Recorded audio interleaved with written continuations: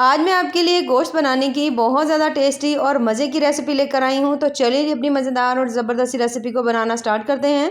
बिस्मिल्लाहिर्रहमानिर्रहीम। अस्सलाम वालेकुम। उम्मीद है आप सब ठीक होंगे। सबसे पहले तो हमने ले लिया यहाँ पर एक अदद कढ़ाई और उसके अंदर डाल रही हूँ मैं 1 चम्मच भरकर फ्रेश अदरक लहसुन का पेस्ट। जैसे ही अदरक लहसुन जो है वो थोड़ा सा उसका कलर चेंज होगा तो हम इसके अंदर ऐड करेंगे एक अदद मीडियम साइज़ की प्याज है, मोटी सी इस तरह से मैंने काट कर डाल दी है। हल्का हल्का से फ्राई करेंगे। सब्ज़ मिर्चें भी 4 से 5 अदद हैं और उसके साथ एक बड़े साइज़ का टमाटर भी इस तरह से मैंने काट कर डाल दिया, रफली काटा है। उसके बाद यहाँ पर मेरे पास मटन का गोश्त है और यहाँ पर मैंने इसको चर्बी के साथ लिया, ठीक है, चर्बी के साथ लिया इसको मैंने, तो तकरीबन 1.5 किलो है ये।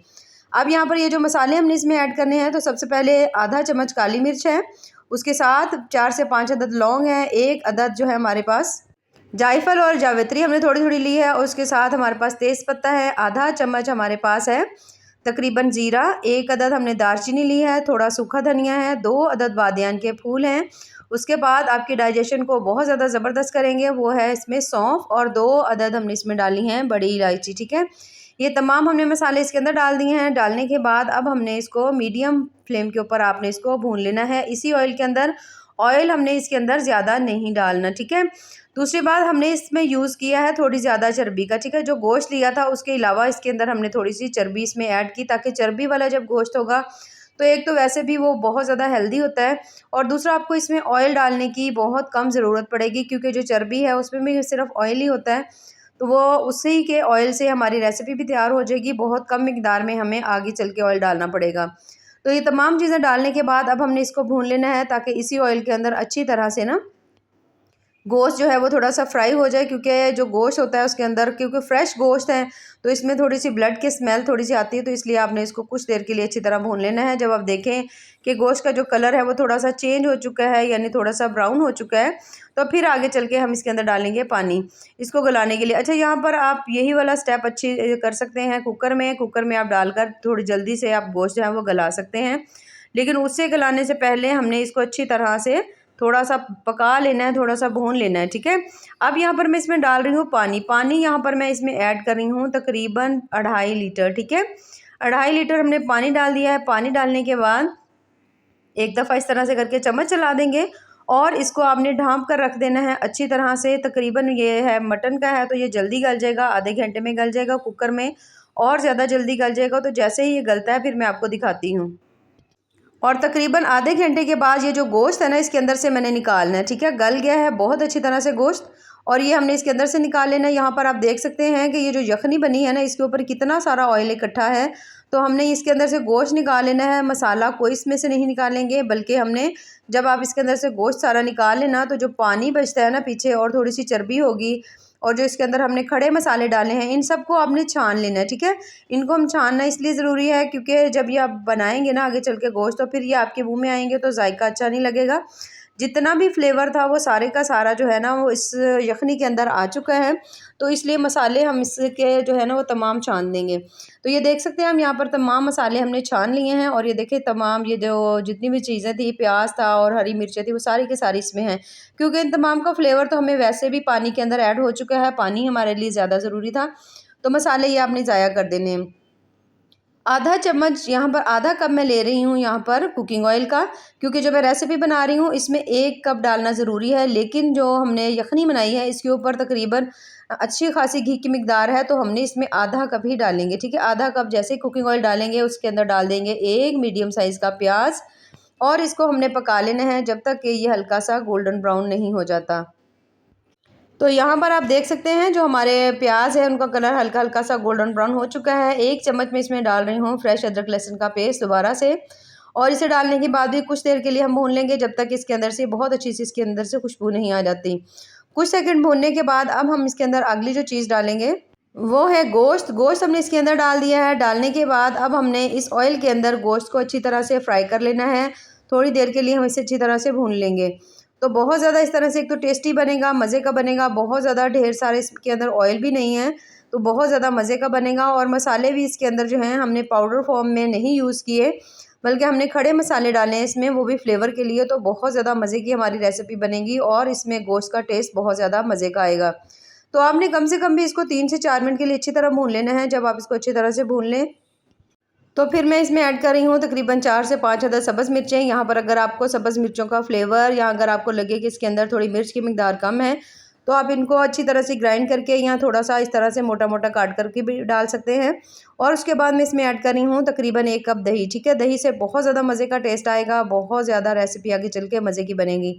दही हमने डाल दिया, डालने के बाद इसको दोबारा से आपने अच्छी तरह से भून लेना है, जब तक इसका पानी जो है अच्छी तरह से ड्राई नहीं हो जाता और तमाम दही का फ्लेवर जो है इन मसालों के अंदर नहीं आ जाता। तो अच्छी तरह भुनेंगे। अब इसके अंदर हम डालेंगे कुछ स्पाइसेस। तो उनमें सबसे पहले तो हमने जो इसमें चीज़ डालनी है वो है नमक। नमक जो है वो हमने पहले भी डाला हुआ था, तो इसलिए यहाँ पर आपने हाथ रोक कर नमक डालना है। 1 चम्मच हमने पहले डाला था, हाफ़ चम्मच मैंने यहाँ दोबारा डाल दिए। बिल्कुल थोड़ी सी हल्दी डाली है। लाल मिर्च का यूज़ मैं यहाँ पर बिल्कुल नहीं कर रही, क्योंकि हम इसमें डाल रहे हैं काली मिर्च। बहुत ज़्यादा हल्की फुल्की होती है, खाने को हज़म करती है, डाइजेशन के लिए बेहद मुफीद है। तो काली मिर्च के साथ ही हम रेसिपी बनाएंगे, जिससे टेस्ट भी मज़े का आएगा, लेकिन हमारी हेल्थ के लिए बहुत अच्छी है। तो यहाँ पर जब आपने इसको अच्छी तरह से भून लेना है, तो 4 से 5 अदद मैं इसमें डाल रही हूँ लाल मिर्चें, थोड़ा सा इसको स्पाइसी करने के लिए कि फ्लेवर अच्छी तरह से इसके अंदर आ जाए, लेकिन बहुत ज़्यादा मिर्चों की मिकदार आपको इसके अंदर फील ना हो। अब जो यखनी हमने बना कर रखी हुई थी ना, वो हमने इसके अंदर डाल देनी है। तो यखनी यहाँ पर तकरीबन हमारे पास बच गई थी 1.5 किलो। ठीक है, 2.5 किलो हमने पानी डाला था ना, तो वो उसमें पकने के बाद जो यखनी हमारे पास बची थी वो 1.5 किलो बची थी, तो वो हमने इसके अंदर डाल दिया है। इतनी ही काफ़ी है, इससे ज़्यादा नहीं डालेंगे। अब इसके ऊपर ढक्कन लगा देंगे और इसको हमने 1 बॉयल आने का वेट करना है। तो जब आप देखेंगे इसमें 1 बॉयल ज़बरदस्त आ चुका है, तो चावल जो थे हमने पहले से भिगो कर रखे हुए थे, तो यहाँ पर मैं इसके अंदर ऐड करने लगी हूँ चावल। तो यहाँ पर आज मैं आपके लिए लेकर आई हूँ बहुत ज़्यादा मज़े की रेसिपी, जो कि है मटन काली मिर्च यखनी पुलाव। क्योंकि बहुत ज़्यादा हेल्दी बनेगा, बहुत ज़्यादा लाइट वेट में होगा, क्योंकि बहुत ज़्यादा ढेर सारे मसाले हमने इसके अंदर बिल्कुल नहीं डाले, तो आपको इसका टेस्ट बड़ा ही कमाल का आएगा। तो आपने इसको एक दफ़ा से मिक्स कर लेना है, ढक्कन लगा देंगे। तकरीबन 3 से 4 मिनट के बाद जब आप देखेंगे कि काफ़ी हद तक जो चावल हैं वो कुक हो चुके होंगे, तो एक दफ़ा आपने इनको हल्का हल्का सा आपने इस तरह से करके आपने इसको मिक्स कर देना है, थोड़ा सा ऊपर नीचे कर देंगे। और ये देखिए माशाल्लाह से कितने ज़बरदस्त लग रहे हैं। वाइट पुलाव हमने बनाया है और बहुत ज़्यादा हेल्दी बना है, बहुत ज़्यादा टेस्टी बना है। और जितनी भी हमने इसमें चीज़ें यूज़ की है ना, वो सभी आपकी हेल्थ के लिए ज़रूरी है। अच्छा, यहाँ पर हमने आधा चम्मच पहले काली मिर्च यूज़ की थी ना, अब हम थोड़ी सी और डालेंगे। पहले तो थोड़ा सा धनिया पाउडर डाल दिया है, थोड़ा सा बिल्कुल गरम मसाला, और हाफ़ चम्मच मैंने दोबारा से इसके अंदर डाल दिया है काली मिर्च का। ठीक है, काली मिर्च का पाउडर डाल दिया। 1 अदद पूरा लेमन जो है वो हम इसके अंदर निचोड़ देंगे और इसको अपने यहाँ पर मिक्स कर लेना है अच्छी तरह से। और मिक्स करने के बाद बहुत ज़्यादा टेस्टी और हेल्दी से हमारा यखनी पुलाव जो है वो तैयार हो चुका है। तो इसको हमने इस तरह मिक्स करने के बाद अब आपने इसके ऊपर लगा देना है ढक्कन, और ढक्कन लगाकर कम से कम भी 2 से 3 मिनट के आपने इसे छोड़ देना है, ताकि अच्छी तरह से ये ना कुक हो जाए। 3 से 4 मिनट के बाद आप ये देख सकते हैं माशाल्लाह से बहुत ज़्यादा टेस्टी मज़ेदार सा हमारा जो पुलाव है वो तैयार हो चुका है। बीफ यखनी पुलाव जो कि हमने काली मिर्च के साथ बनाया है, बहुत ज़्यादा टेस्टी और मज़े का बना है। तो इसको आपने हल्का हल्का सा इस तरह से करके मिक्स कर लेना है। मिक्स करने के बाद ये देखिए इस तरह से जब आप मिक्स कर लेंगे, तो अगर आपको इसके अंदर पानी की हल्की नमी लगे, तो फिर आपने इसके ऊपर कोई खुश कपड़ा रख कर इसको आपने दम देना है 5 से 7 मिनट के लिए, ताकि एक्स्ट्रा पानी जितना भी है वो एब्जॉर्ब हो जाए पानी इस कपड़े के अंदर। लेकिन अगर आपको लगे कि इसके अंदर पानी बिल्कुल नहीं है, तो आप इसको ऐसे ही दम दे सकते हैं। ठीक है, टाइम आपका उतना ही होगा, तकरीबन 10 से 15 मिनट के लिए। तो थोड़े से मैंने इसके ऊपर डाल दिए थे प्याज, और हमने ये पहले से ब्राउन करके रखे हुए थे, और माशाल्लाह से बहुत ज़्यादा टेस्टी मज़ेदार सा जो पुलाव है वो हमारा तैयार हो चुका है। बीफ यखनी पुलाव जो है वो तैयार हो चुका है, जो कि बहुत ज़्यादा टेस्टी और मज़े का बना है। तो इसे मैं आपको प्लेट में निकाल कर दिखाती हूँ।